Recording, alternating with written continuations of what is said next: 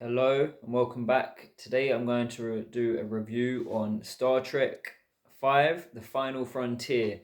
Now, this is from 1989, so we're 3 years on from the events of Star Trek 4.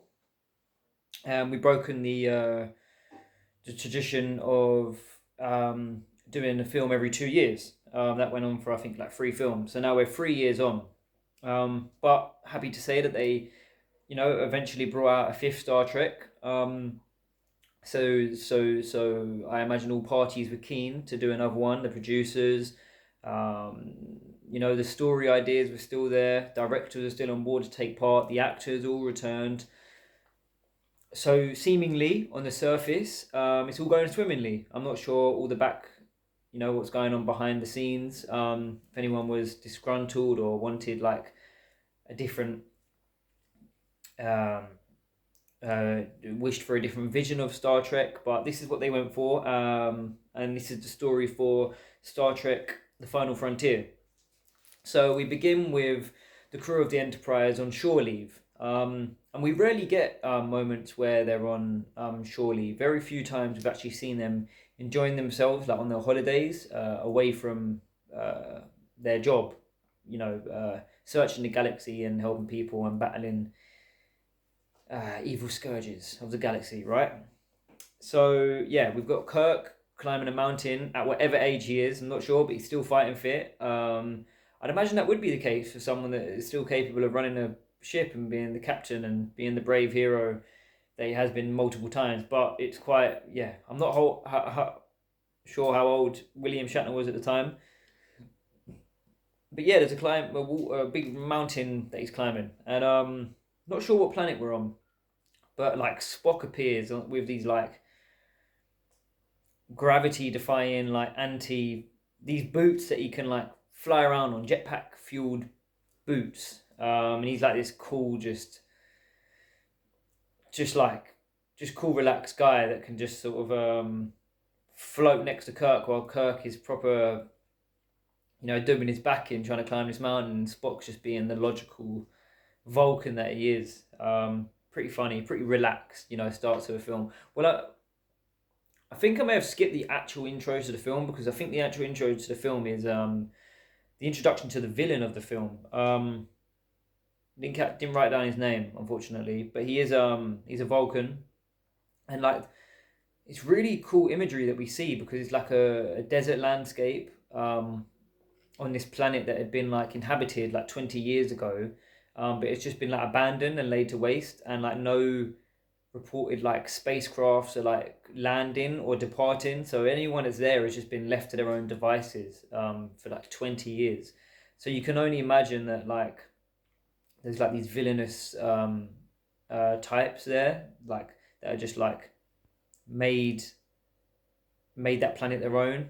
Um, yeah, that's what I got from that. And like there's like this like rogue figure in like cloaked attire, strolling um, strolling this desert towards this alien guy in like prosthetics and makeup to make him look like a like an alien. And yeah, like he greets him and he tells him like he could like make all his dreams come true and come with me and I'm your leader and just follow me. And he Vulcan mind melded him and I don't know, showed him what he wanted to see or something, showed him like a potential dream like world he could live in, along the lines of that. Anyway, he persuades this like alien to come with him, and so yeah, I was really impressed with that sort of start. I thought, okay, wow, we're getting some like really cool imagery, like visuals, something I haven't seen before in Star Trek, where it's quite ominous and like really intriguing. I'm really intrigued by that sort of like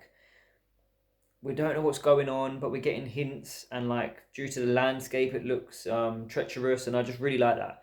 Unfortunately, the rest of the film and the plot just doesn't ever live up to that moment, where like we could venture into something different in Star Trek where we go back to the tried and tested method of being um, often friendly and quite safe sometimes. Um, Yeah, so he collects like a band of people, and then we don't see him. It cuts to our trusted heroes on the Enterprise on their shore leave. Uhura is off with, I believe, Chekhov, or Sulu. Um, and anyway, they're all up in like little groups doing their little things, and just trying to get away for a little bit. They've been real busy, real busy. They mentioned the previous films, so clearly it hasn't been a long time for them. This is probably that their shore leave from the last film, from their last adventure. Although it's been 3 years since number 4 and 5 for the viewer. So they are they they do battle with this Vulcan dude who wants to corral the Enterprise towards him, so then he could take charge of the Enterprise. He knows the Enterprise is capable of like flying through dangerous, treacherous parts of the galaxy, and he needs the Enterprise because also he wants like the crew, because he's got like a really tight relationship with Spock. In fact, they're both Vulcans. More to that later on why that's significant. Um, yeah. So and it's, I don't know, the plot's really not, it's really not strong in this film. Like the weakest one so far. I say that it's got more grit than number 4, because number 4 was very light in tone. So perhaps you could argue that this one is stronger, um, perhaps more memorable, maybe, with stronger themes. Um, Actually, no, I think number 4 has stronger themes than this. That's lived with me more, even though I've sat longer with number 4, so I'd have to wait and decide. So yeah, the villain takes control of Enterprise really easily.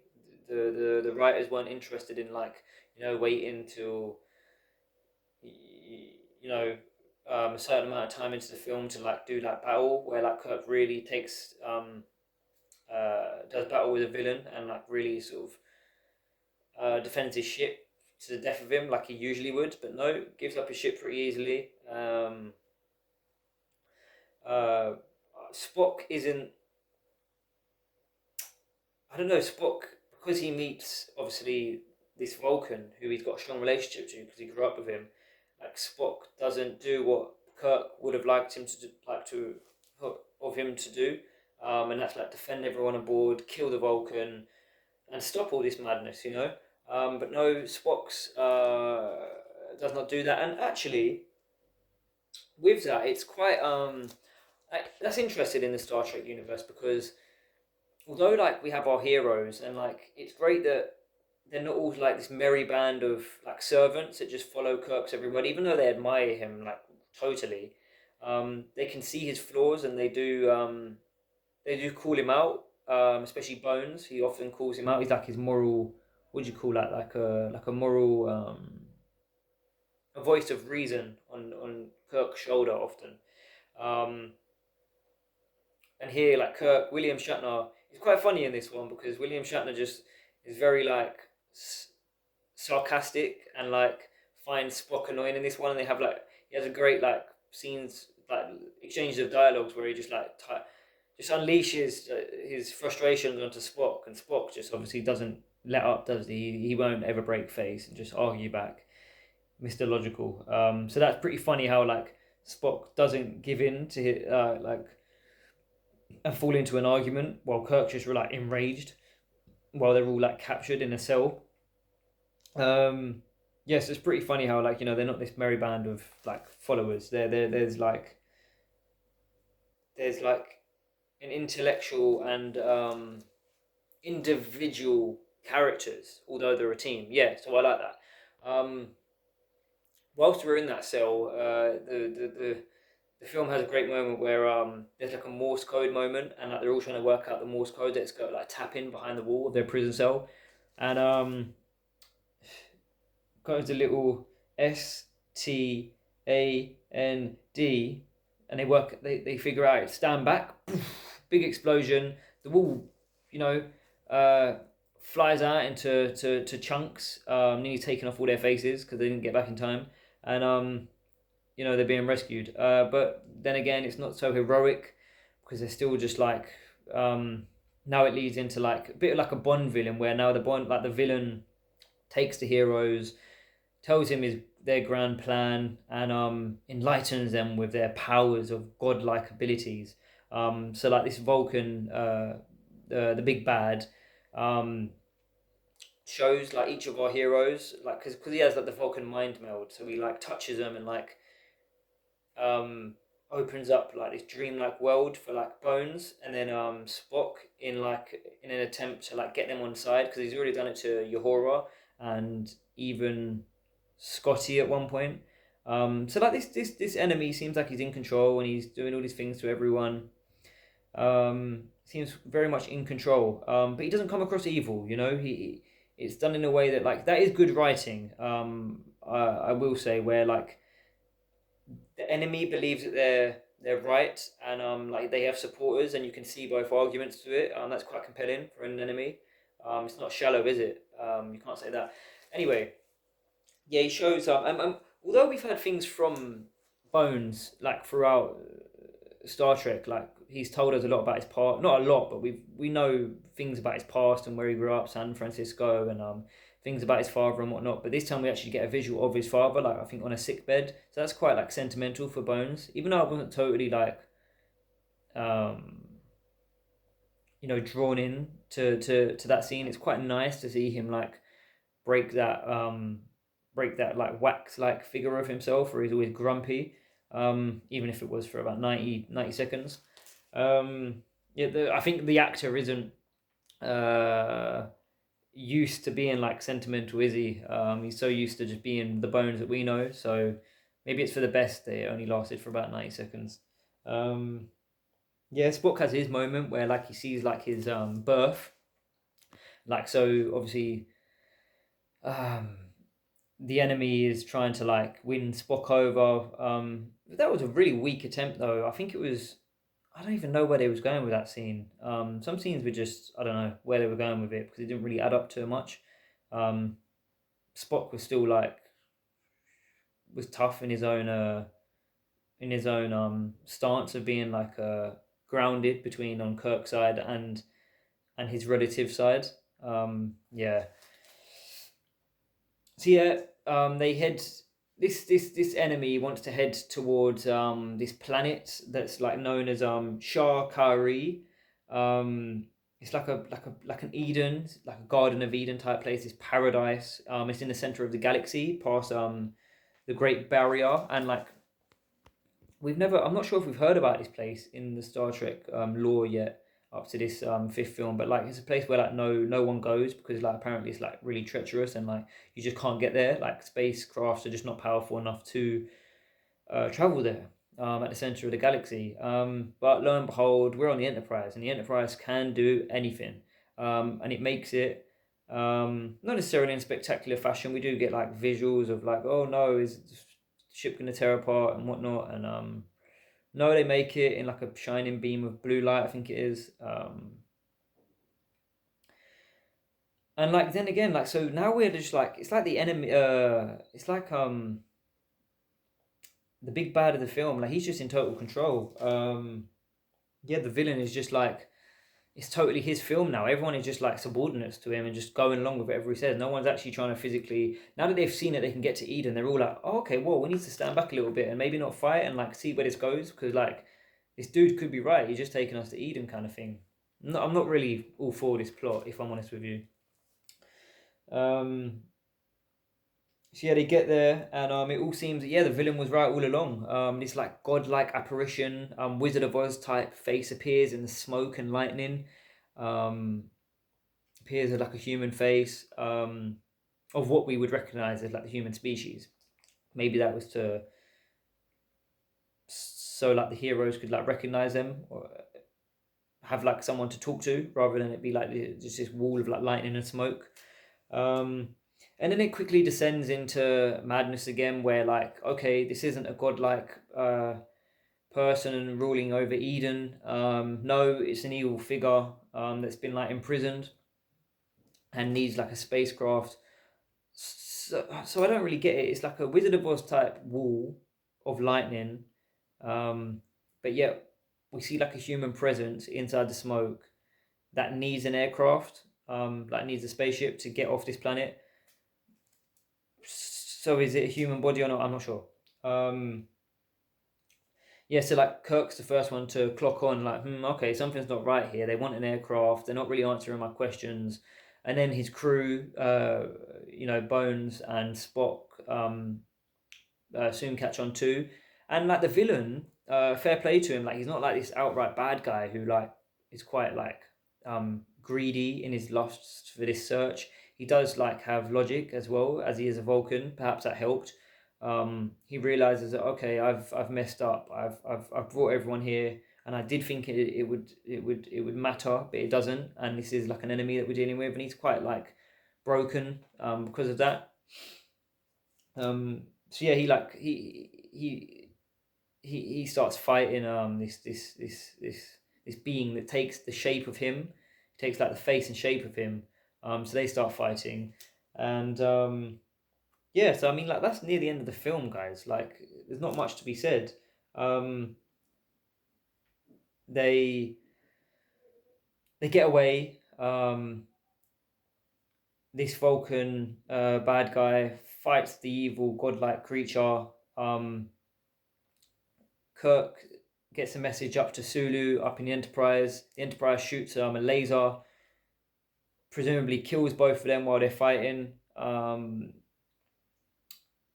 Then Scotty beams Spock and Bones up onto the Enterprise. Kirk's left down there. He's very brave captain. It's a very captain-like thing to do, to sacrifice himself and put himself still in the danger zone while his crewmen are hopefully safe on board the Enterprise. I like that.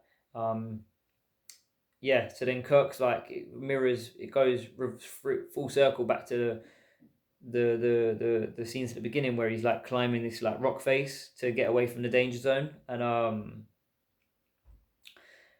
yeah, that there's like this Klingon vessel that like again like the Klingons said, going, we're in wartime now, aren't we? So like the Klingons are always trying to get Kirk because he's like their the bane of their existence, and all like the generals of like Klingon vessels, like the Birds of Prey, they would love to capture Kirk, and bring him back to like their leader, and look at me, I've captured Kirk, so one of those Birds of Prey tries to do so, but luckily for Kirk, one of the men that the Vulcan bad guy corralled into his like troop of people that he wanted to show to the Garden of Eden is a Klingon. So I think for the first time we found a good Klingon, like a good guy. So that good guy is like has authority over this Birds of Prey flying Klingon that want to kill Kirk. So he like beams over to the Bird of Prey, puts the evil Klingon guy in his place, and beams Kirk aboard, and that's it. We've got a good Klingon for once, and he helps Kirk, and everyone's happy, laughing, smiling, clapping hands, hugging. Yay! Yeah, it's not my favorite film. So yeah, I finally found I've got to the fifth film and past the three seasons of the original series, and I've found myself saying, yeah, like it's not all perfect. The first four I really loved. This one I didn't love. I liked. There was not enough to say I loved it. Scotty, I've never actually seen. I never actually depicted Scotty as like a caricature, like this silly character that needs to be on board the Enterprise. He is like comedic in tone, and he is like comic relief, but not to the point like Mr. Bean funny, and like he is depicted that way here. Yeah, so the writers felt that they needed to make like some kids laugh, like kids in the audience laugh by making Scotty like bang his head on things in the Enterprise. Wasn't a fan of that. Let's see. Yeah, like for a lot of the plot, the hero's on the back foot. I think that's a weakness in the plot. If you ask me, usually Kirk really defends the ship.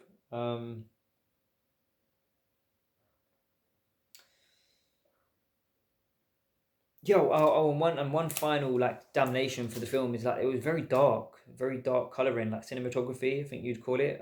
Terribly dark, and I hate that. That's my pet peeve in a film. Haven't seen that in many films recently, but here we go. Really dark sometimes, and it just takes me out of the film. Didn't like that.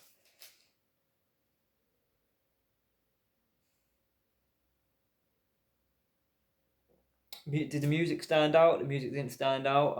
I think I liked some of it, maybe early on, but maybe during like the credits or whatnot, and then maybe at the end. But that's about it. It didn't stand out at all. Um,